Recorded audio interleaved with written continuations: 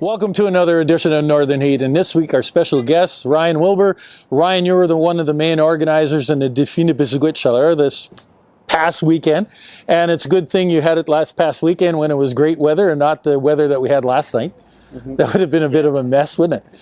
So let's talk about this event. So explain a little bit of what it is. People know a little bit, but a little bit more details about what it's all about. Sure, Bob. So the Défi Nepisiguit Challenge is an adventure race. For anyone who hasn't heard of what an adventure race is, it typically involves the disciplines of trekking or trail running, mountain biking, paddling, and a little bit of orienteering with map and compass. Our event takes place over 2 days, generally about 10 hours each day, covering about 70-some odd kilometers. That's quite a bit. And you were telling me before we started this interview that you're drawing people from all over the map and at different levels in their abilities, or if I could say it that way. Yeah, absolutely. It's kind of neat. We get teams from as far away as Ontario this year. We've had teams come from as far away as British Columbia. Lots of teams coming in from Nova Scotia, all over the province, and we also have a great contingent of local athletes that take part as well. And what's really neat about the event, Bob, is we get your average weekend warriors who train all year long just to be able to finish this event standing next to world-class athletes. For example, this year we had a member of the Canadian Olympic mountain bike team really part in the event. Oh, it's amazing that you're able to draw that far. And you know, it's the Nepisiguit Challenge, and I'm sure there was a challenge trying to organize this too for many reasons, right? You know, a circuit breaker being announced the week before and everything else that's happening around that. So how does because this isn't, you're one of the people that are involved in this, but right. You were saying that you had a bit of an army of volunteers. So absolutely. So this event is a logistical puzzle that takes us all year long to really put together, from designing the course to recruiting volunteers to planning.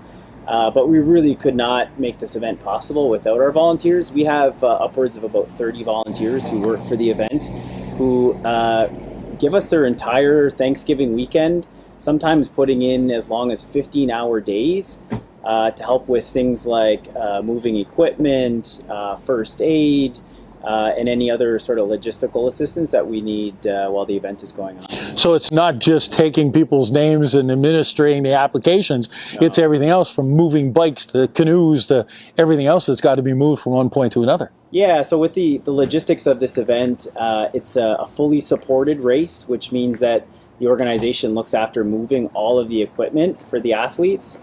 Many adventure races, you have to bring your own support team with you who's going to transport your canoe and transport your bikes and all your other equipment. But what makes our event really special is you show up and all of our volunteers take care of that for you. So we have a fleet of moving trucks, cube vans, and all of our volunteers who handle everyone's equipment and move it from point to point on the course. So when they get to what we call a transition area, when they change from one discipline to the next, yeah.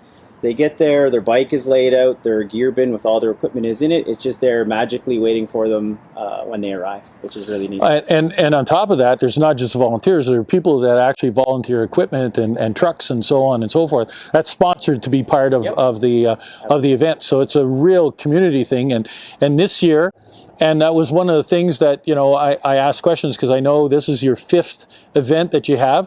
And when you first started off, this was from Mont Carleton all the way to Daly Point. Right. And you've changed it up over the years. And I kept thinking, well, why would you change it up? But as you say, it's a challenge, right? So the participants don't even know any parts of the run, of the trail, or what to expect any time before they get here. Exactly. So unlike your typical, let's say, marathon or trail race or any other type of event where pretty much the course stays the same every year, one of the really cool things about adventure racing, and I think it's one of the big draws, is you sign up for this event and you have no idea what you're up against. You know you're going to be biking, you know you're going to be paddling, you know you're going to be trekking, but you don't know where, you don't know on what trails.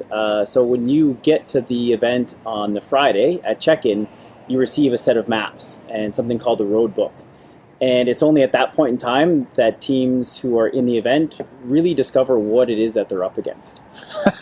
Well, I'm not made for that. Yeah, guaranteed I get lost. Yeah. Two, I'm not in shape, and there's a whole bunch of other reasons why I wouldn't do it. But it's great to see that you're able to do this. Now, I know you got a little bit of bias on this, and I'll ask you a question. You do start, and I've noticed that you're going to a lot of these different events in different provinces and stuff, and you're participating in those.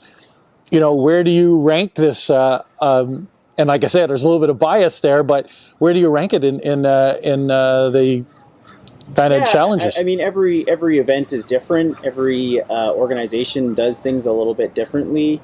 But what I can tell you is the support and the feedback that we've received from the adventure racing community is just over the top with positivity, and everyone who we met on the finish line on Sunday was just raving about the organization and the event and the experience.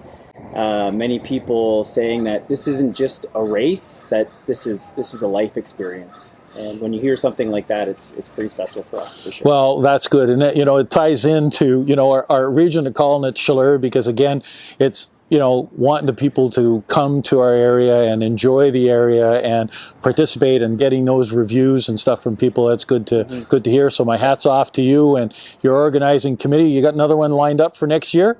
Well, we're going to take at least a few days off before we start thinking about next year, but the wheels are always turning, and we're always thinking about what's up next. Well, hopefully that all these circuit breakers and everything else starts to lift, and we can get back to a little bit more normalcy. But this is, though, it's a little bit on, and gives a bit of a taste of things coming back to normal, that you're able to do that kind of stuff. So congratulations again to you and to your committee for being able to do that.